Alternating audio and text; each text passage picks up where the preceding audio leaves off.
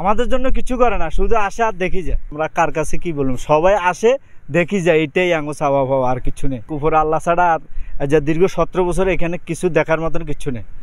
সবাই আশ্বাস দিতে দিতে যে এই দেশ 50 কিলো বাইন গেছে, আশ্বাসের উপরে 50 কিলো বাইন গেছে, আজও আশ্বাস আমাদের পূরণ হইল না। নদীতে আজকে দীর্ঘদিন পর্যন্ত আমাদের এটা ভাঙে বিলীনে যে দেখার কেউ নাই। 15-20 লাখ টাকা খরচ করে যে 4 থেকে 5 বছর হয়েছে, অনেক পরিশ্রম করি, প্রবাস জীবনের যত টাকা আছিল সব এখানে ইনভেস্ট করছি থাকার জন্য। কারণ আজকে থাকতে পারি না, দেখেন বুক ভরা কান্না আসতেছে, যেমন ভেঙে ফেলাইতেছি, কিছু করার নাই। নদী আমাদের এই ধারে এখন বাড়ির লগে, এই ভেরির মধ্যে হাজার হাজার লোক আজ যেমন 1 সপ্তাহ ধরে আপনারা কাছেন গাড়ি গোয়া মাল নিয়ে দেয় ফাটতেছে না, সবাই হতহারা, কে কোথায় যাবে কোথায় যাবে। বহুত জনের বাড়িঘর নাই, জায়গা না, মানুষও তো ইনভেস্ট এখানে করছে, টাকা পয়সা কিচ্ছু নেই। কেউ আশ্রয় নিছে, রায়ত রয়েছে, কেউ নগদ রয়েছে, বাসা ভাড়া করে রয়েছে।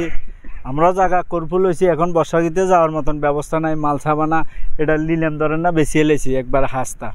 তো এখন যাই আবার তো কদিন থাকুম, হুদিনে আল্লাহ যেখানে না সেখানে যাবো, কী করুম। এখন তো আমাদের আর দেখার কেউ নাই, এক উপরে আল্লাহ ছাড়া আর যা দীর্ঘ 17 বছর এখানে কিছু দেখার মতন কিছু নেই। সবাই আশ্বাস দিতে দিতে যে এই দেশ 50 কিলো বাইন গেছে, আশ্বাসের উপরে 50 কিলো বাইন গেছে, আজও আশ্বাস আমাদের পূরণ হইল না। এটাই আমরা কার কাছে কি বলবো, সবাই আসে দেখি যায়, এটাই আঙ্গো চাওয়া পাওয়া, আর কিছু নেই। আমাদের জন্য কিছু করে না, শুধু আসে আর দেখি যায়।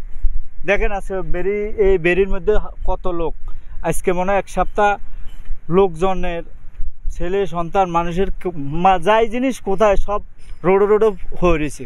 এটা তো আপনারা দেখতেছেন নিজেরা।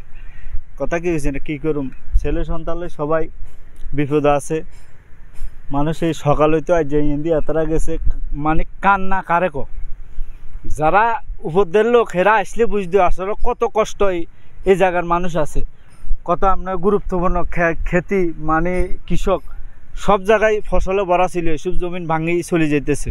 এটা তো আর দুঃখ শেষ নেই।